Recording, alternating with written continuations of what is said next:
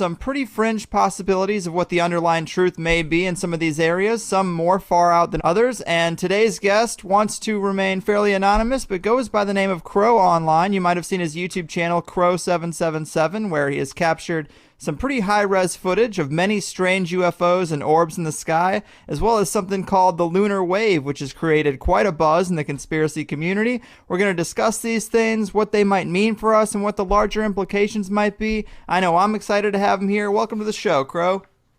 Thanks for having me. Yeah, man, this is awesome. Thanks for doing it. I know you like your privacy, but at the same time, you've got some really interesting ideas about the true nature of reality that I think are going to be really fun to explore. And to get this started, you've got some great footage. Can you tell us about your process and the equipment you use at all? Well, I started with a classic Meade telescope, which has an 8-inch aperture, and I had a Canon, which was 18 megapixels, a DSLR. That's how this all started, and as I got going, people took an interest in what I was shooting, and they kept urging me to do a crowdsourced funding to upgrade my equipment, which close to a year in I actually did, and it succeeded, and I upgraded to a much bigger scope, and I use a Celestron now, and I got a much better camera. The camera that I use now is a Nikon D800, but what's special about it, besides the fact that it has 36 megapixels, which is beneficial in the editing room, allows you to really zoom in on things, is the pixels do not dither together. So on these objects that can be really small, if we're shooting the moon or something, the imagery has gotten a lot better. And to top it off, I've also upgraded to have an H-alpha solar telescope, which I am just beginning to use now. So that's where I'm at. Right on, man. Good to know, because regardless of what you've captured, just the level of crisp detail in your videos is worth acknowledging, and it might be good info for anyone else wanting to become a sky watcher. So often people think they've captured amazing things, but the footage is so blurry or shaky you can't even tell. And you've got that angle on lock, so I have to say kudos to you on that one at least, man. Well, in this game, the truth is that resolution is king. If you produce shaky video, out of focus video, video that's just not that great, you're not really adding much to the conversation, because at the end of the day, you'll never be able to determine what you're looking at. So from the get-go, my aim has been to produce the highest quality I can, and everything I've shot to date is HD, but there are levels of HD. I mean, you can always get better. Right, right.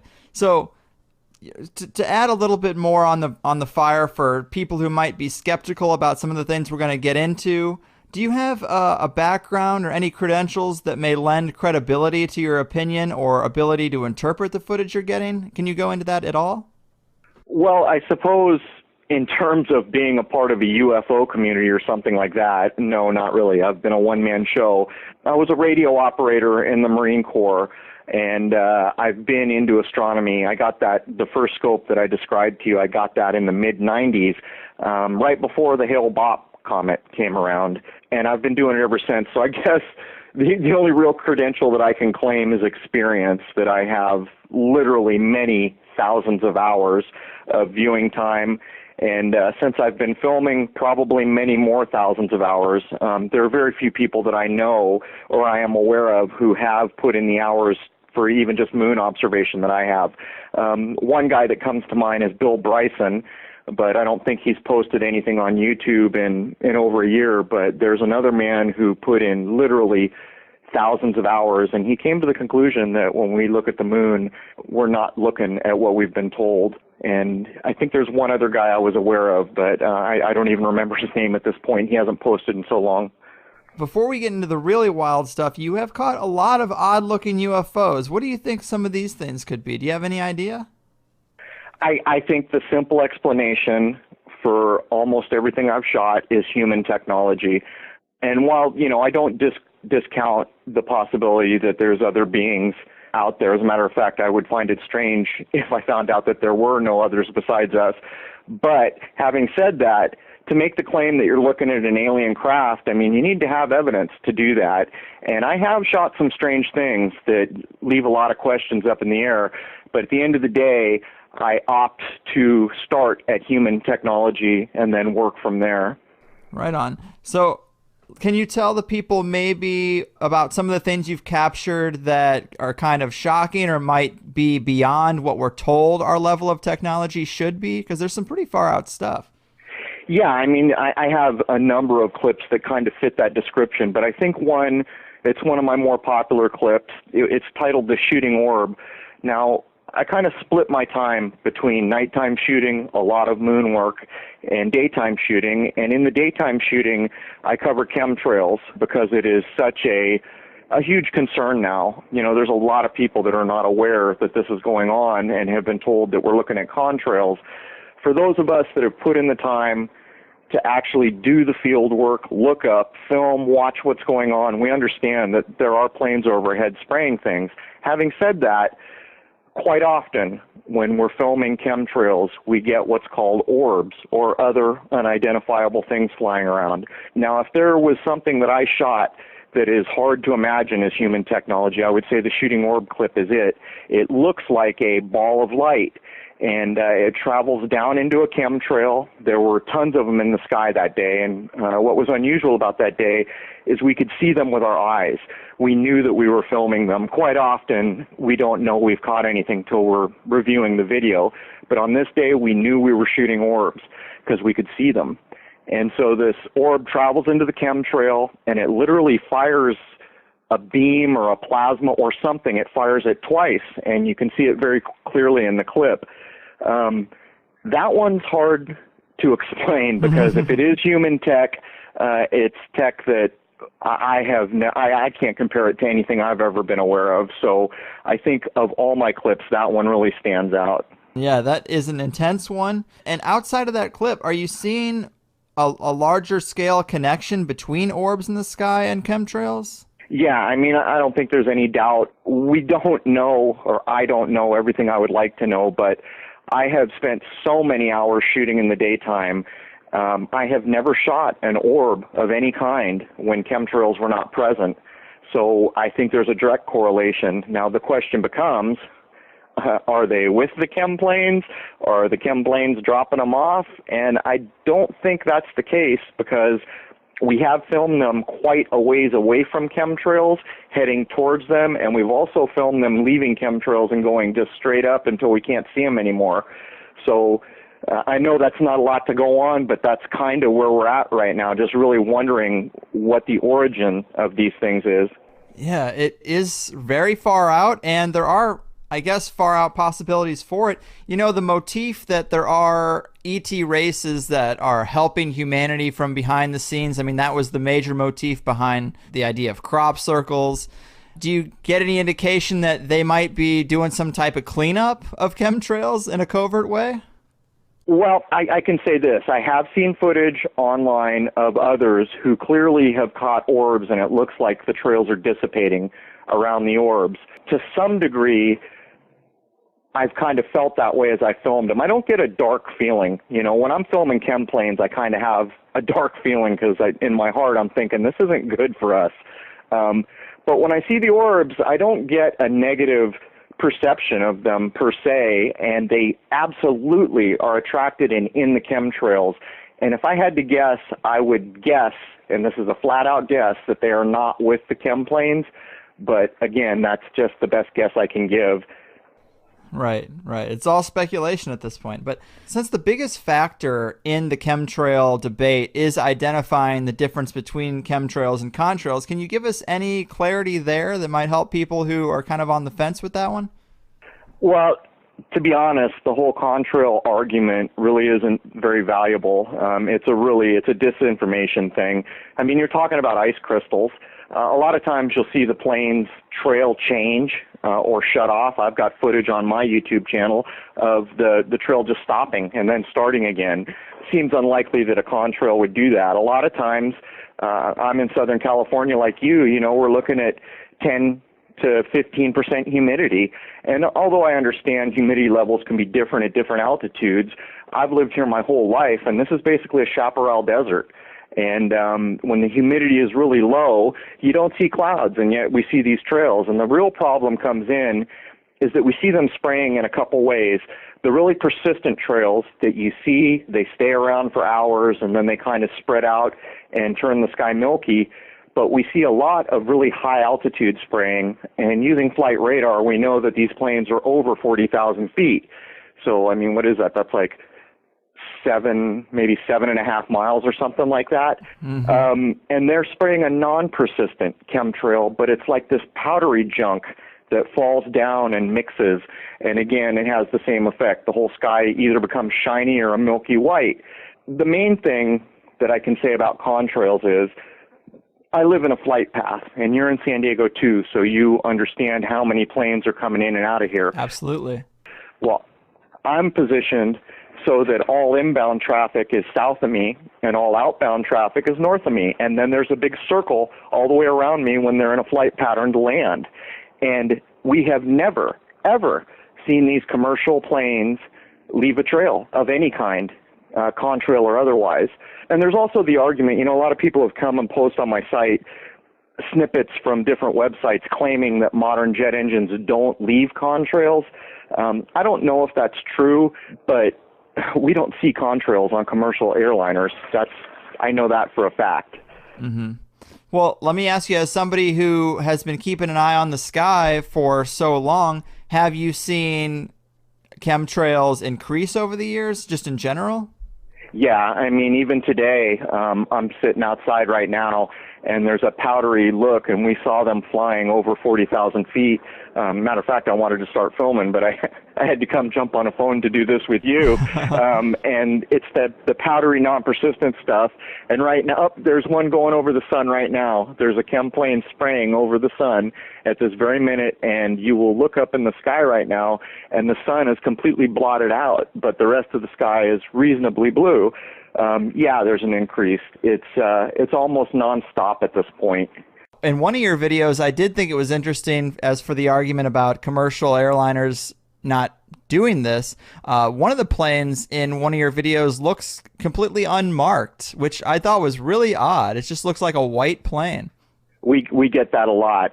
There's a few different types of planes that do this, and to be honest with you, we have filmed Virgin planes, which I know do commercial jobs as well, but we have seen Virgin planes leaving trails and a lot of really high ones that seem to have no numbers, no nothing, and occasionally they look plain, but there might be a single stripe, occasionally a red or a blue stripe. Some of them look like big tanker type military planes as well that again have no, indicative markings that you can see.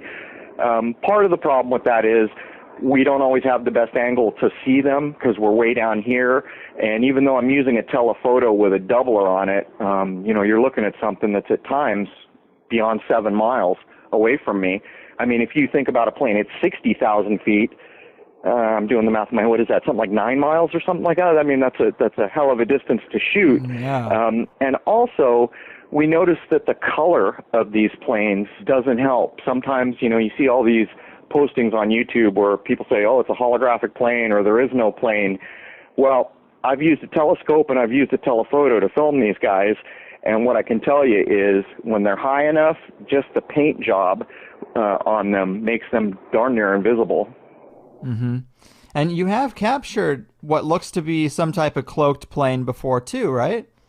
Yeah, that was a little while ago, and it was unfortunate because I was using I didn't have time to set up my tripod because it was happening so quickly. I was trying to get a chem plane. And so when you're using a telephoto with a doubler, if you're not on a tripod, every jiggle translates into the video. But what happened was I filmed the chemtrail, and then when I got in the editing room, I saw something cross the chemtrail at a lower altitude. And it almost looks like it's got one of these adaptive paint jobs or something. It was much lower than the chem plane, and I couldn't see it with my eye, and then in the editing room I could barely see it. And I did title that clip Cloaked Plane, though I would imagine it's probably some kind of adaptive paint job or some, something about the skin of the plane that just makes it near impossible to see. Yeah, that one's pretty far out. I haven't seen much like that. And there was also some type of, I think you called it a chem tracking device that you caught here in San Diego. Can you tell us about that? Yeah, so that day, it was before I had upgraded my equipment, and we had the 8-inch out, and we were determined to film the chem planes with an 8-inch telescope, which is a very difficult thing to do because telescopes are not made to track a moving object. But my wife, who does this with me, has very good eyes, and she spotted what we thought was an orb. And so I was scrambling to get the telescope on it, and by pure luck, I managed to. And we thought we were looking at an orb for the first time at really high magnification. We were really excited about it. Perfectly round, no tether, kind of a glowing look to it. But what happened is as we filmed it, it blew up in midair. And then all this debris came out of it, and this kind of red ember-looking glowing thing fell. And we tracked it as far as we could till the roof blocked it. But when I reviewed the footage, I realized that it was akin to a weather balloon. But the strange thing is, we were out there when there were 2 chem planes that had flown at a very low altitude. We saw the first one, ran in, got the scope, drug it out, got all set up, and when the second plane flew by, this object appeared just under that second plane's path. I mean, we're reasonably sure that that was dropped by the second plane. And we did look into weather balloons, and we found that you're not supposed to launch weather balloons in a flight path, which we are in a flight path. And there's all these other rules. I guess you're supposed to be able to terminate the flight in a couple different ways. You're supposed to report every so many minutes. But although we did not see the plane drop it, for the life of us, we're like 90-some% sure that that second plane dropped it. And then reviewing the video, we could see that there was like a tethered device that was like a red ember that fell. And so I just assumed that it was probably some kind of a tracking device to give them data on what they're about. Man, that is so interesting. So what do you think is the purpose or the agenda behind chemtrails? There's a lot of different theories out there. Where are you lying on this one? Well, I think part of the problem with chemtrails is too many people are really wildly speculating, which I don't think helps people to understand that this is a real thing. People that have families and jobs and don't have time in their life to go out and determine, what's going on above my head. Having said that, there's so much deception in the times we live in, and I have come to understand that when we see the powers that be doing deceptive things, they usually have many purposes. It's not often that I recognize some deception that isn't doing 2 or 3 or 4 or more things at one time. I think that the apex reasonable assumption here is that weather modification is going on. There are plenty of bills you can look up. China has launched a weather modification bureau. They were actively going to change their weather during the last Olympics that was in China. These are all documented things you can look up. But beyond that, lab reports from around the world. And this is where the conversation gets dicey because people like to come in and say, well, those are unprofessional lab reports, and they make many arguments.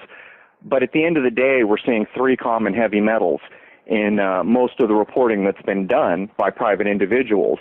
And even like Tahoe, I had read an article about, I don't know whether it was aluminum or barium, I forget what it was, but one of these chemtrail-related metals, the level of that going up in Lake Tahoe. So when I'm standing out here now looking at the sun blotted out, I can also begin to imagine that blocking sunlight has an effect beyond weather. What that is, I'm not really willing to speculate because I would prefer that people understand something is going on than to provide a wild-ass guess and, have them shut their ears to the matter and not understand. That's true, but I mean, we have seen a lot of science about vitamin D and how important that is. There's a lot of speculation that even just keeping people inside, corralled in little cubicles and under fluorescent lights and away from the sun, that alone has an effect. So I could see taking that to the extreme, trying to block out the sun in some way to decrease the level of vitamin D. If you're trying to make everybody sick with some type of depopulation agenda, I feel like that would fit in that wheelhouse. I think you can't really deny that. We know for a fact that the chemtrails are blocking huge amounts of sunlight that would have otherwise come down to us. But there's really no arguing that. The point is proving intent. That's a whole other thing, and that's what makes all this so difficult. But I kind of feel like we are coming to a point where the whole global warming argument that was started so many years ago, this is all going to tie together, and I think that it's going to be opening up more, where they're going to come at it like we didn't have a choice, the planet was going to catch on fire or, melt or whatever their argument for the day is. I think that's going to be one of the big excuses that's used. Now, some of my friends that I'm close with that do a lot of research have claimed they've read documents that state from the powers that be, once they started doing this, under no circumstances could they stop. And the problem with that was there wasn't a lot more information to go with it.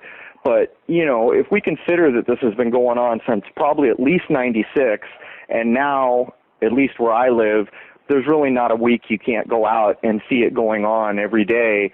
Yeah, something's afoot, and if the lab reports are even close to correct, that's not good for us. Having huge amounts of sunlight reflected off us, that's not good for us. So yeah, it's easy to say correctly this is not good for us. It's very difficult to talk about intent and why it's being done. It is.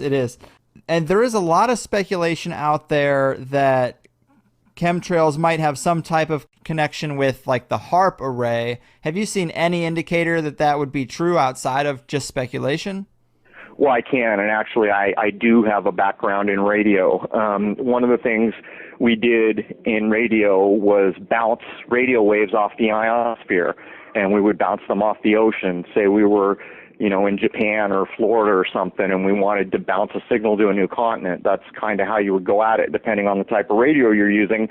But what we see here firsthand, and I believe I've got footage of this up somewhere, is you'll begin to see a frequency pattern in the cloud cover that the chemtrails have made. It looks kind of like beach sand.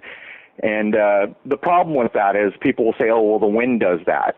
Well, the real problem with it is for those of us that pay attention and film and observe, it happens in very confined areas, and you'll see these frequency patterns. So I don't doubt for a second that these false feelings of clouds that are being put in could be used to bounce radio waves around.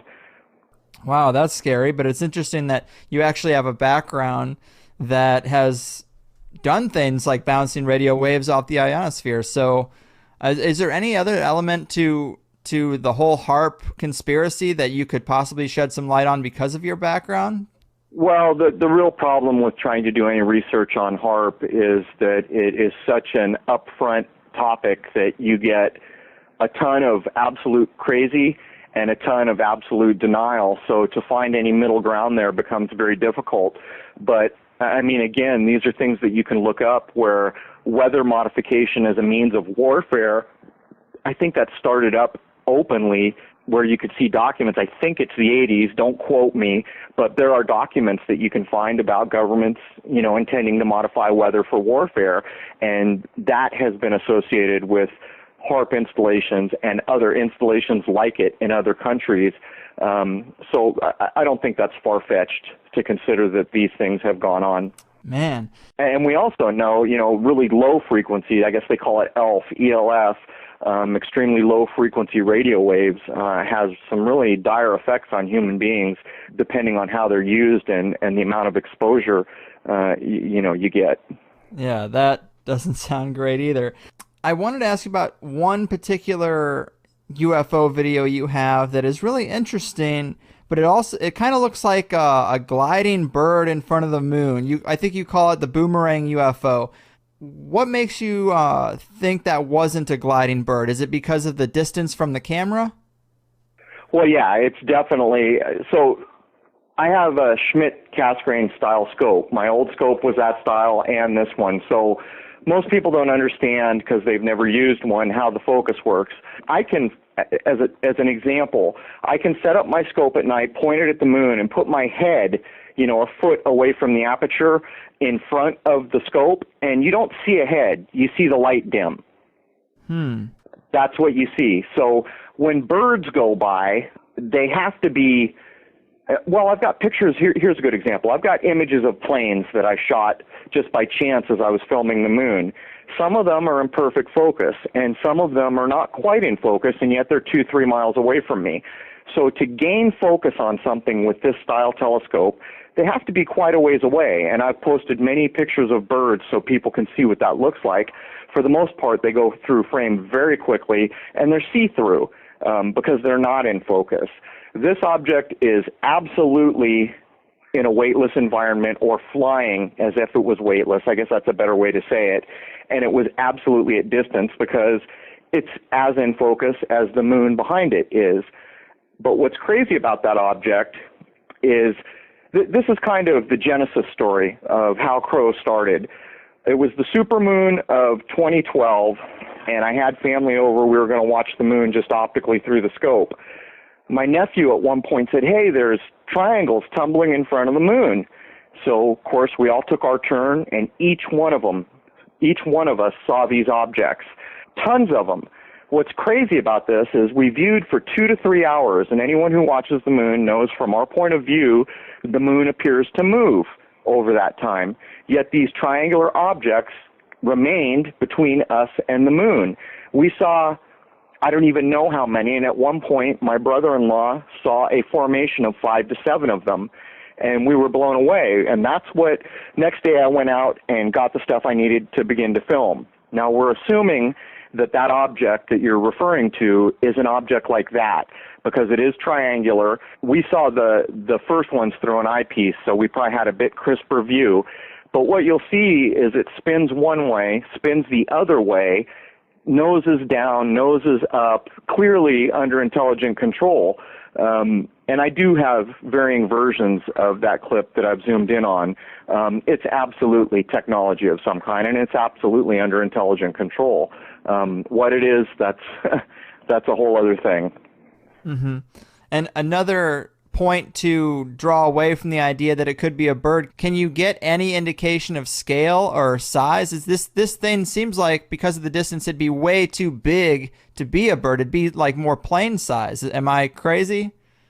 Let's look at it this way. If it is in low Earth orbit, and I should state for the record, I have never, to my knowledge, shot anything anywhere near the moon. I have shot nothing in lunar orbit. I have shot nothing over the face of the moon. And the problem is that the way that I title videos to get people to watch them usually has the word moon or UFO in the same thing. But you've got to understand that we are told the moon is 250,000 miles away, okay? Now, I do know the pixel value of my camera, the old setup and the new setup, at that distance. If we consider that the object that we're talking about, the boomerang, was in low Earth orbit or a couple hundred miles away, it's bigger than a plane, a lot bigger than a plane. Wow. If we consider that it's further than that, this is one of the weird objects. See, all the things that I catch in Earth orbit are, you could draw a ruler line perfectly straight in the editor, and they will follow that because they are in orbit. This object is free-flying, so we have no way to really judge, was this in Earth orbit? It doesn't even look like it's in orbit. It looks like it's free-flying. The Huffington Post covered one of my clips a while back, and I had to do a rebuttal to show that what they had said about the clip was just in error. And I did this by talking with an optics expert at the scope shop to determine the actual distance of a pixel at my camera at 11,000 miles, which is halfway to geosynchronous. And I demonstrated, they were claiming that I was looking at a satellite halfway to geosynchronous orbit based on the speed, which is a legitimate calculation. That's how I would have done it. But the problem becomes, knowing the pixel value, this thing was 3 times the size of the International Space Station, or that supposed station that we were told about. And I don't buy for a second that I'm filming something that's 3 times that big. I mean, how do they get it up there, for one? Dang. That's an intense one, and it looks very clear and very interesting. That's one of my favorites that I'd seen. So I want to get into the major thing that you've captured. This is the thing that people are calling, or that you call, the lunar wave. It's created quite a buzz. People are very interested in it, but also people are very polarized in their opinion of it, it seems to be. But explain to the people what you captured. How do you introduce people to the lunar wave?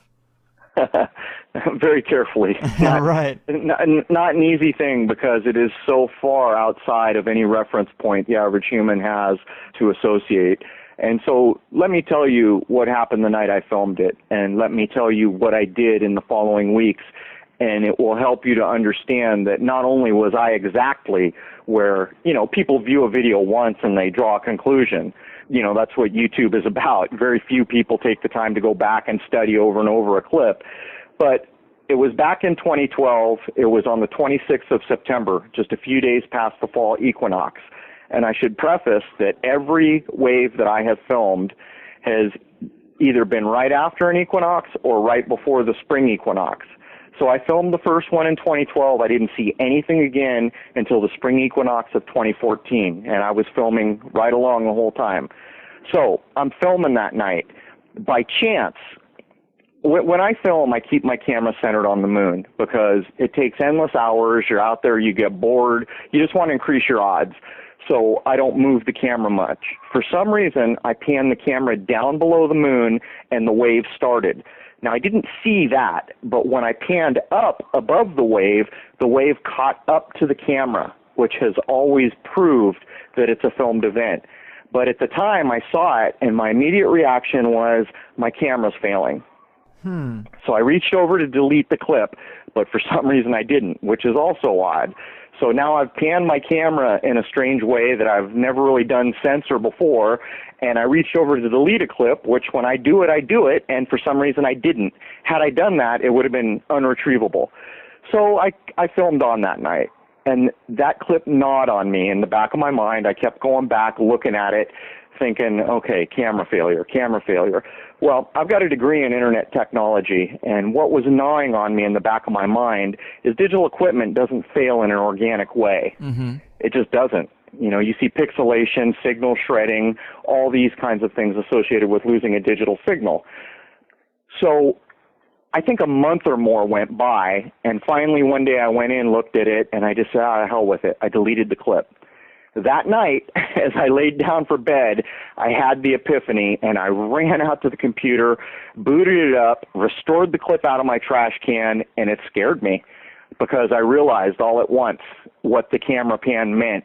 The camera pan had proved that it was a filmed event, and it was very fortunate because had that not been part of the clip, there would have been no way to address any of the other 9 that have been filmed to date that we know of now, because so many people will just say it's atmosphere, it's camera, it's, you know, they'll say what they want. But that fortunate camera pan gave me a benchmark to consider. So that's how I first dealt with the wave, thinking that it was equipment failure. So then after that, of course, comes endless hours of reviewing, examining, studying, measuring, talking to other people, letting very smart people see the clip. And, you know, not before long, I've talked to a guy who designs CCD chips who's saying, yeah, that's a filmed event.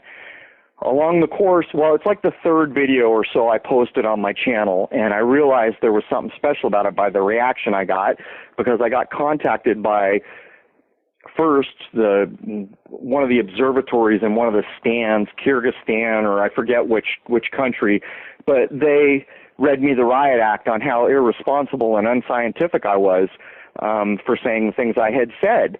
And this didn't stop. This kept going on. So I realized there's got to be, you know, there's something going on with this clip. Right, yeah. Well, further down the line, a video engineer views it, and he says, you know, you can use luma, gamma, and noise to try to prove that the wave doesn't cross the video frame, which I do. And sure enough, you can see the wave is not going beyond the edge of the moon. So I tried to encode that clip. It takes hours and hours and hours, and by the time YouTube's done with it, it just looks like noise with a bright spot in the middle. So what I did is I ended up masking out the moon, adding noise and making it black and white, and putting up a lesser version of that would encode, which is on my channel now. 2 of the clips were shot early enough in the night that there's enough ambient light that you can show the wave is not crossing the video frame but staying at the edge of the moon. But in the 2012 footage, maybe a year in, when I got better video tools to edit with and I had stepped up my game there, I started to run some filters, and we realized it looked like there was some kind of like a little invisible, almost like a cloaked ship or something, skirting across right before the wave starts. So we started running find edge filters and things like this, and it became instantly visible that there's an energy pulse that hits the lower left limb of the moon right before the wave starts, and then a lateral energy pulse sweeps from left to right as the wave is beginning, and then 4 seconds later, a shadow goes across the upper left limb of the moon, which I had assumed was a bird. And, by this time I'm thinking, well, maybe this isn't a coincidence. As it turns out, in I think 2 other filmings of the wave, we have seen this shadow that looks enough like a bird that it's hard to make a claim beyond, but it seems to be more than coincidence. So, anyone who looks at maybe the latest clip on this, where I've got all 9 posted, there's 4 other people that have shot this now to date. 2 of them were not even aware that it was in their footage. Users on my channel who had been following me spotted it and brought it to light. It's the real deal. There's something going on, and we have not been told about it. And this clip seems to hit a nerve out there in the world. So that's what I can tell you. Yeah, man, it is definitely fascinating. And for people who haven't seen it, just to clarify a little bit, we're talking about, you're filming the moon, you got the big full moon, and then we have this solid, straight across, transparent wave that just kind of sweeps across the entire footprint or the entire surface of the moon, like a guy washing a window, like this sweep straight across. Is that kind of how you describe it to people who might not have seen the clip? Well, there's a couple things. First of all, you can see the bow in the 2012 footage, which is miles ahead of all other footage that's been captured. It's just by chance the best footage. In that footage, you can see as it crosses the equator of the moon, there's a bow. You can see that it's going around something round, but the waves always come in pairs, and they don't always come from the same direction. And to top it off, we were filming one of the 2 recent lunar eclipses, and I spotted the wave in the middle of a lunar eclipse. Very subtle. The other thing to note is when I first filmed it in 2012, every subsequent capture has been a faster wave, a clearer, a harder to detect wave, and many have argued that someone out there knows you filmed it and they're trying to make it harder to see. It almost looks like a organic, old-fashioned video signal reset. It almost looks like if you would film like off an old tube TV, the effect you would get, but the problem is it's just on the moon. Right. And, the energy pulse really brings that home. You can just see the curvature of the lines when the filters are applied. There's no doubt in my mind what I think I'm looking at.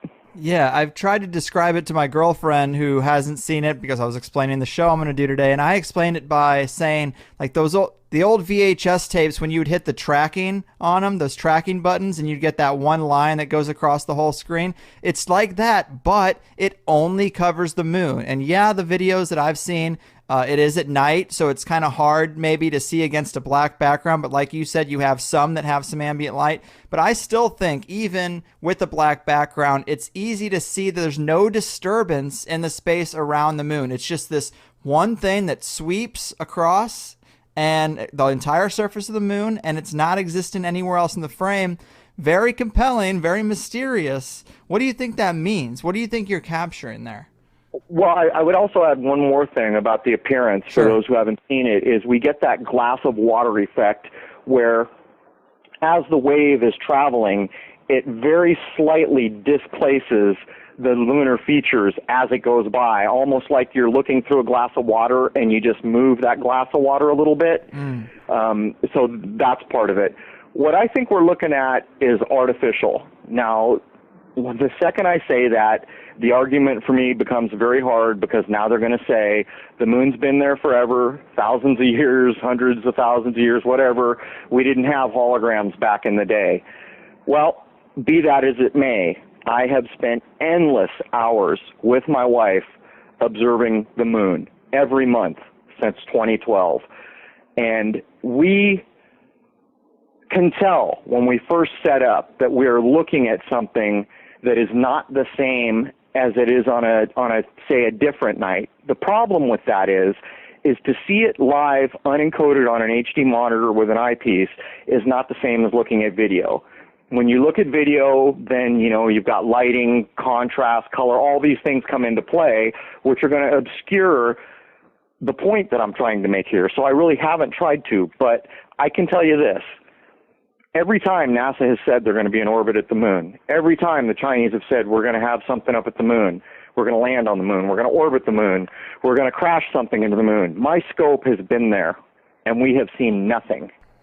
And to top it off, I'm getting ready to do some experiments, and one of them is going to show that if I take my scope and shoot a mountain that's 5-10 miles away, there's atmospheric disturbance in between me and that mountain. It's not crystal clear, and the further away it gets, the more that is. That's never the case with the moon. Every time you look at the moon, if it's not overcast, it's crystal clear. But this wave is artificial. There is no doubt in my mind it's artificial. I have said in some of my clips early on that I thought maybe it was a hologram covering the surface of the moon so that we couldn't see what was going on. But since then, I've come to the point where I doubt everything we've been told about the moon. And this is just based on a lot of filming, a lot of experience, and a lot of deductive reasoning. And so at this point, I'm willing to say I'm 100% sure that we're looking at something artificial. I don't know the cause of it. I don't know who's doing it. But I do know in my heart of hearts that the moon is not what you have been told it is. Wow. And that is definitely far out. But just to clarify, we're talking about not just the lunar wave is artificial, but when you look up at the moon at the sky, do you think that whole ball that we're looking at could be a fabrication? Here's what happens in life. You know, if you talk to a physicist and he starts talking really high-minded physics to you, as a human being, your response is to say, you know what, I don't understand what he's talking about. He's the expert. I'll go with what he says. Right. That's human nature. The problem is that when you say, hey, I'm a human being, I can think, I can do these things, and you go out and make your own observations and your own studies, everything you've been told starts becoming a problem. I mean, everything you've been told starts becoming a problem. And the real problem is trying to convey that to other people, because they are in a mindset where, well, wait a minute, in school they told me this, experts have told me this, NASA says this. That's the problem. You know, go out and do observations on your own. There's a man named Bill Bryson who viewed the moon for many thousands of hours. In between Bible study, you know, he would go to Bible study, he talked about on his channel, and then he would come home and film the moon. And when he started getting objects, his initial reaction and his frame of reference was that he was filming fallen angels. That's what the little vehicles or whatever they were that he started to film. As he went on, he was doing real close-up work with homemade, really high-tech cameras and stuff. He came to the conclusion that the mare, or the mares, the seas on the moon, are see-through, and that he could see cities beneath them. Well, while I don't necessarily agree nose to nose, what I do agree with is that when you take the time to observe for yourself, you will realize that things are not exactly how you've been told they are. Right. So this is all fascinating. So do you think the lunar wave itself, this line that goes across it, do you think that is a glitch in the hologram that reveals to us that it's a hologram? Could be something like that. See, there's so many logical problems, though, because then we have to say, okay, well, this must have been going on for quite some time. How come more people haven't filmed it? Why only 9? Right. Well, part of the key to that is that 2 of the people that have provided me footage didn't even understand that what was in their footage was of value.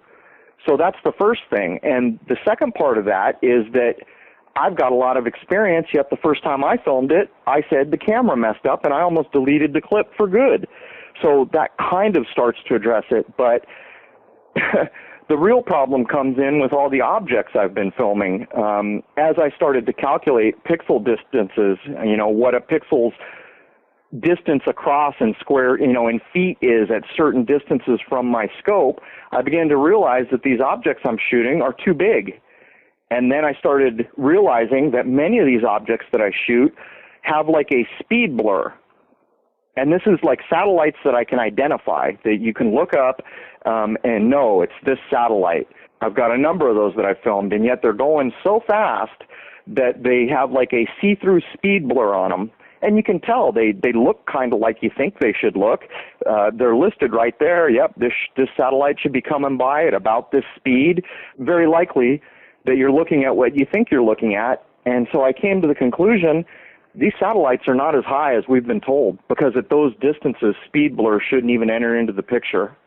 Man, so is there any chance maybe, like, have you considered something like maybe it's a magnetic or energetic effect, like some type of wave of gravity or some type of ley line energy or anything like that that might exist that we just aren't aware of? So yeah, you know, of the many hundreds of hours that this clip has been studied by people much smarter than I'll ever be, coronal mass ejections from the sun have been looked at. The description you just gave has been considered, but when you take it to its logical conclusion, when you say it's a natural event, then you're faced with the same problem that I addressed a couple minutes ago. Well, if this is a natural event, how come we haven't been told about it? How come it hasn't been filmed endlessly? Any natural event like that should be on film and should have a description from our fraudulent space agencies.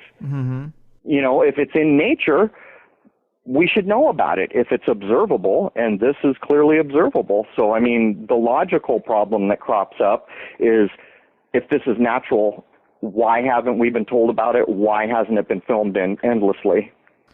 Yeah, it is so strange, but it is hard to rectify that. At least in my mind, man has been looking at the moon for hundreds and hundreds of years. Galileo's looking at it.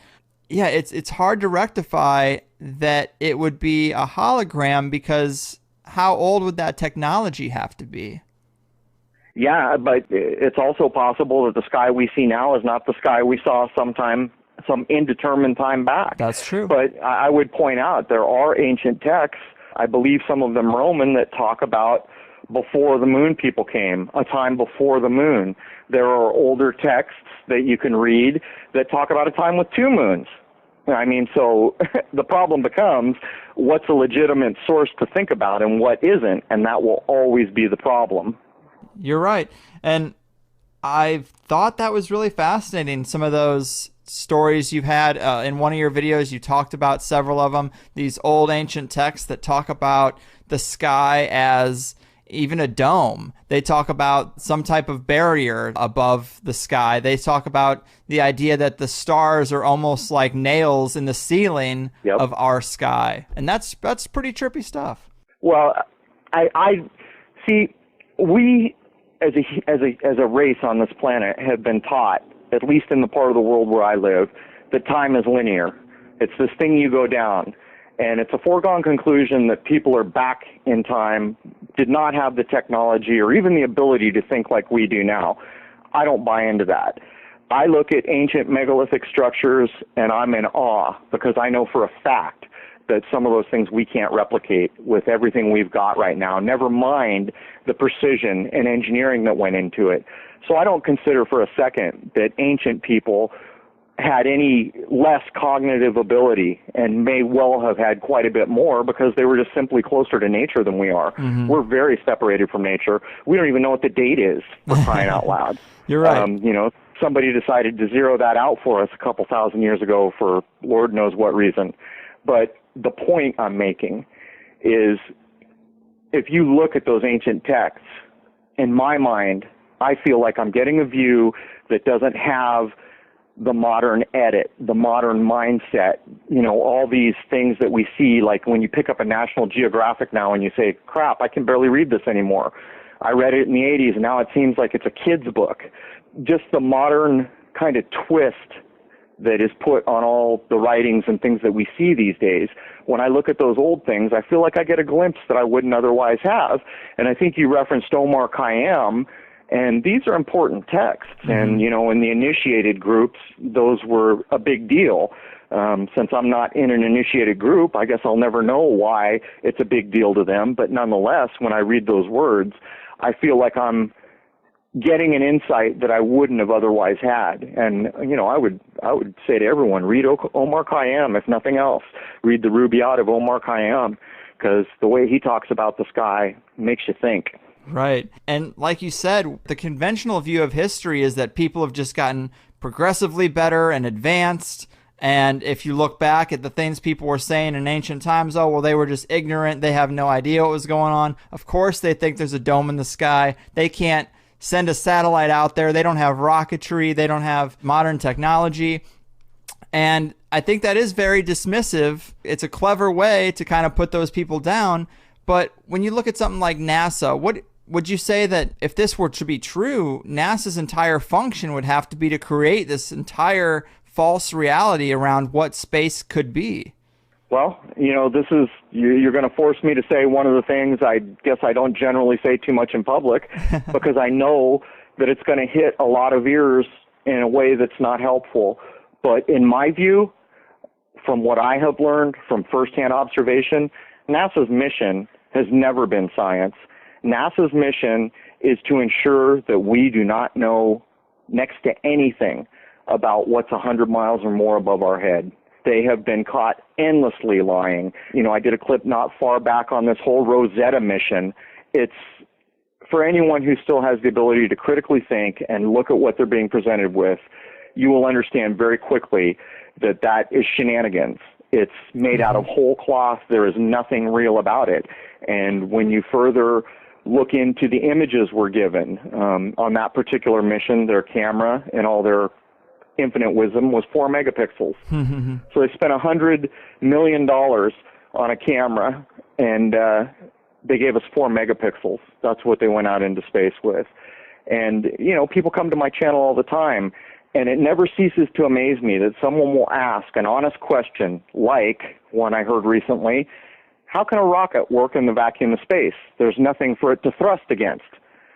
In my mind, that should be legitimately talked about. Right. But what we see in the comments section is, oh, God, break out the tinfoil hats. We got another one here.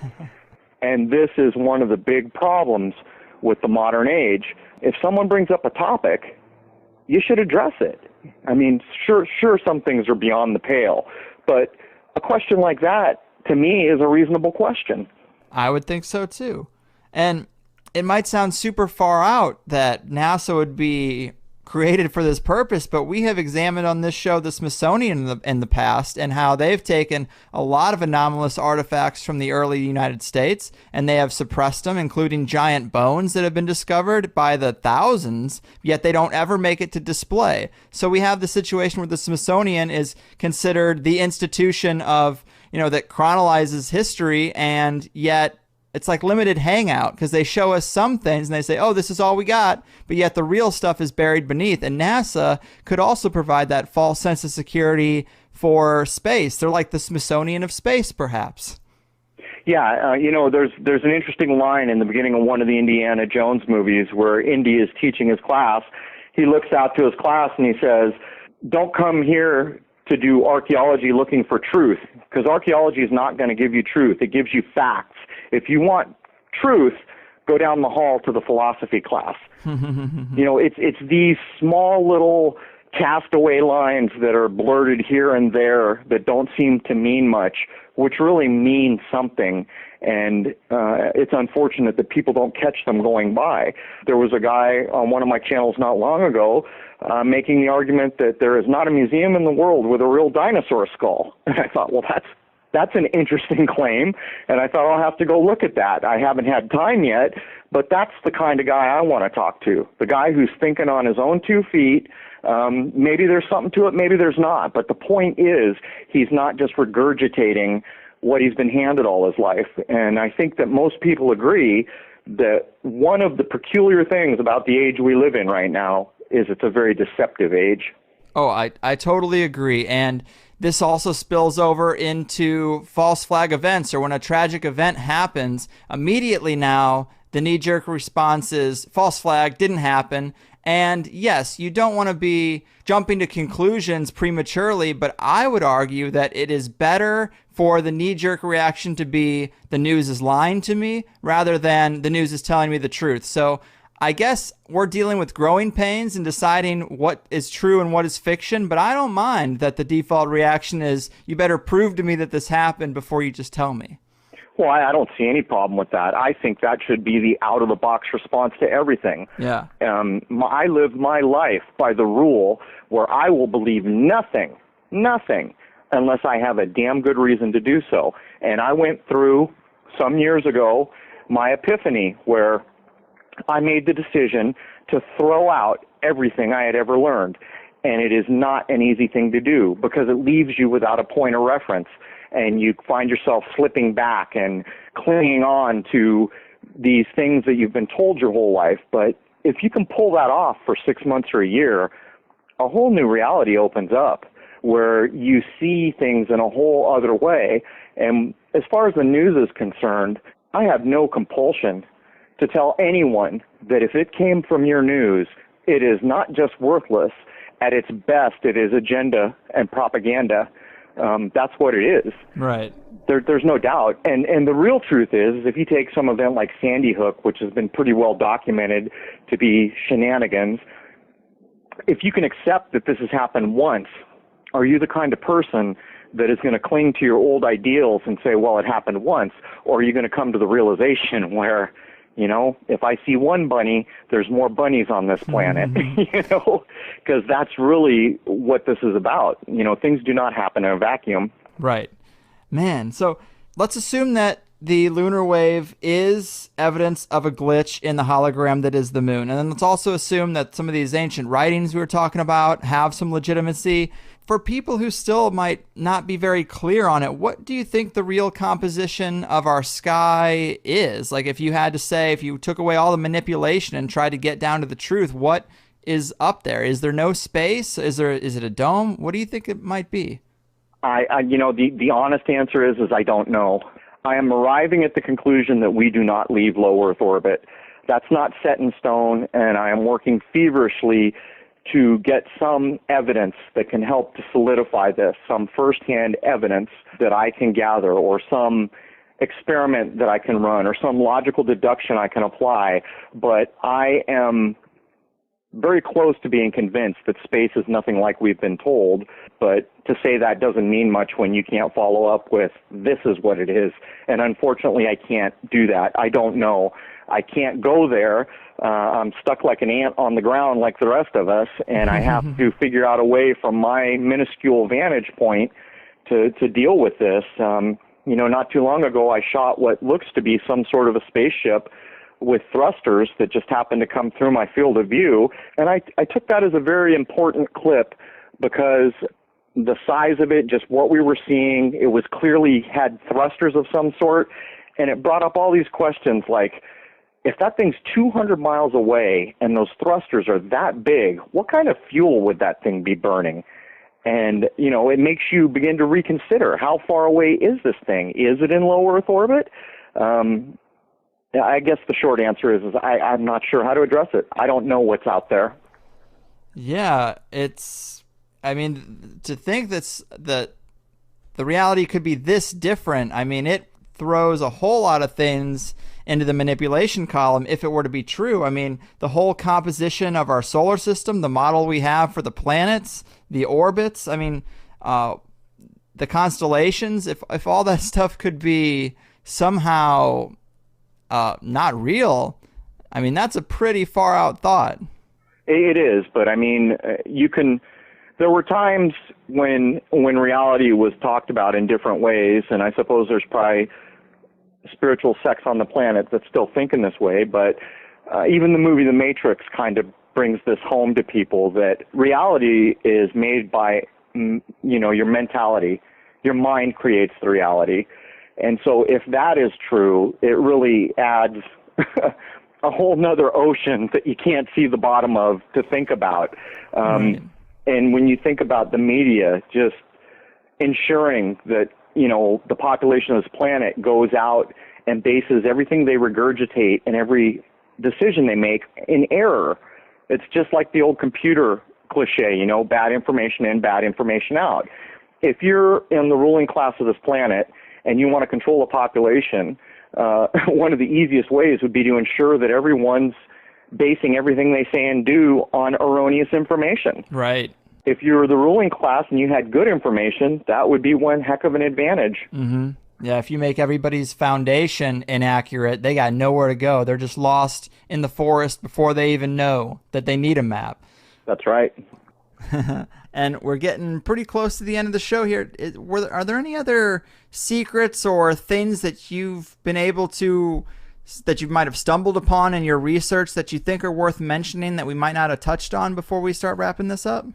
Not that I'm really ready to divulge yet. My intent is to do a series of kind of logical clips before too much more time goes by to try to demonstrate something particular about the moon. I don't know how that will come out, but I've got an idea of how to proceed.